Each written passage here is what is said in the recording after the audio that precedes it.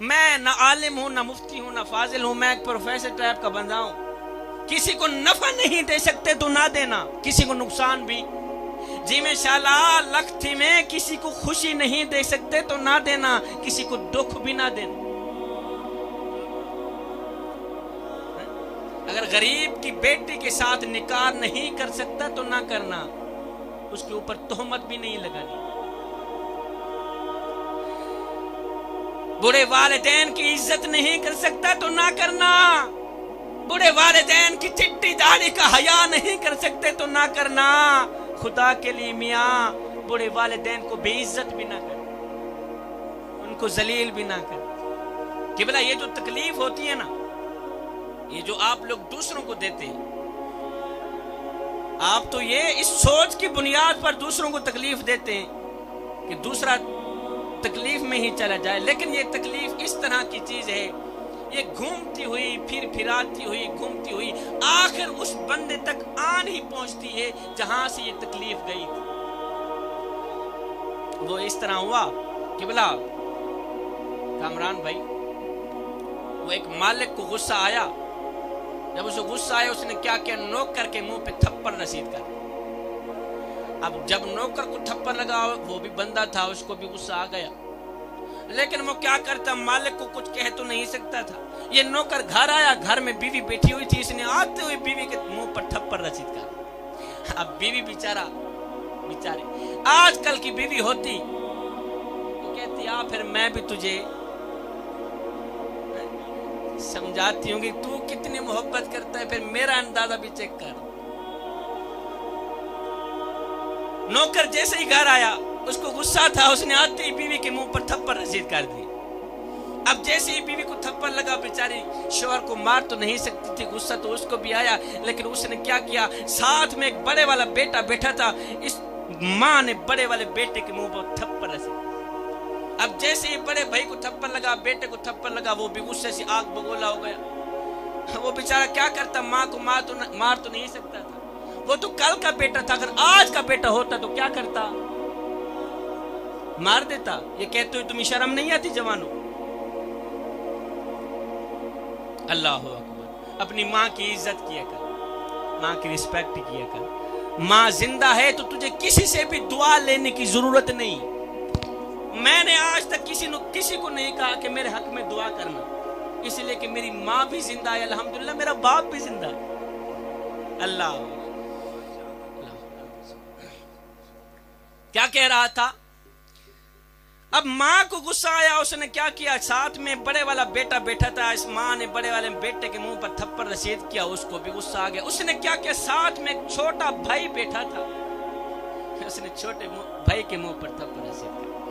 اب جیسے ہی چھوٹے بھائی کو تھپڑ لگا، وہ بھی بچہ تھا، اس کو بھی غصہ آیا، وہ بھی غصے سے آگ بگولا ہو گیا۔ اب اس نے کیا کیا، اپنے غصے سے آگ بگولا ہو کر اندر سے اٹھا، باہر گیا، باہر ایک کتا بیٹھا ہوا تھا،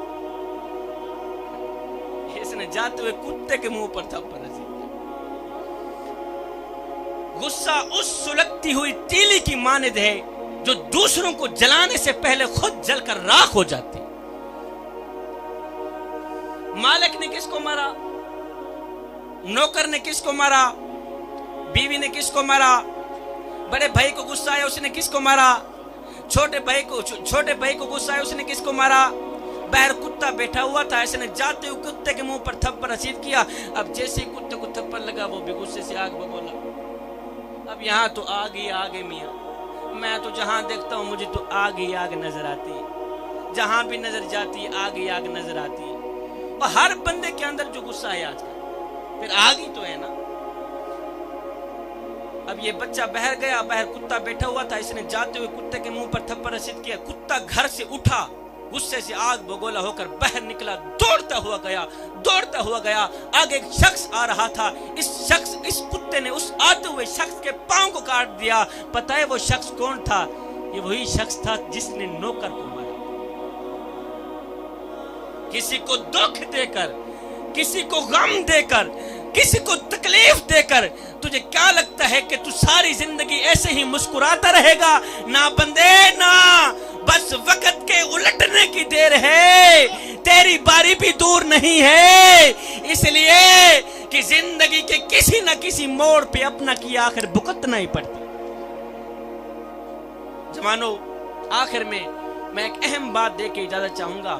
میرے معاشرے میں گندی سی عادت پھیلی جا رہی ہے کہ وہاں کی بات سن کر یہاں لگانا، یہاں کی بات سن کر وہاں لگانا، پھر دونوں بھائیوں کو آپس میں لڑانا۔ یہ تجھے زیب نہیں دیتا۔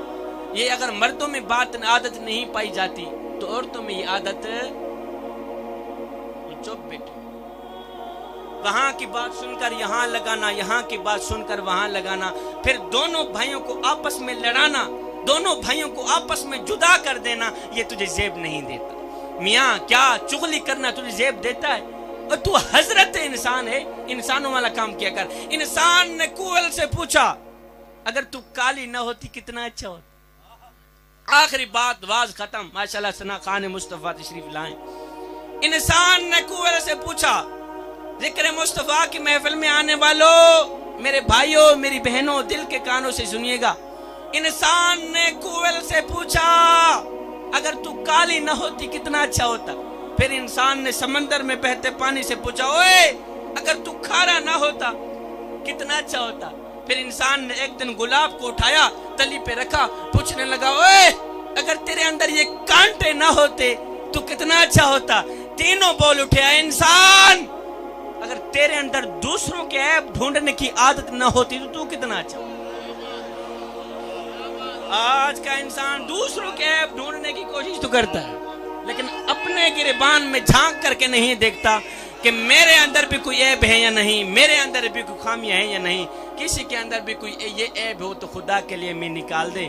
جوانوں، میرا اللہ فرماتا ہے، مولا حسین کی وہ 4 نصیحتیں، شکر کا دامن کبھی نہ چھوڑنا، صبر کا دامن کبھی نہ چھوڑنا، قرآن کا دامن کبھی نہ چھوڑنا، نماز کا دامن کبھی نہ چھوڑنا، حق بولنا، سچ بولنا، اچھا کردار اپنانا، اچھا اخلاق اپنانا۔ ان سب کچھ کے بعد میرا اللہ فرماتا ہے، یا ایھا الذین آمنوا ادخلوا فی السلم کافہ، پھر اے ایمان والو پورے کے پورے اسلام میں داخل ہو جاؤ۔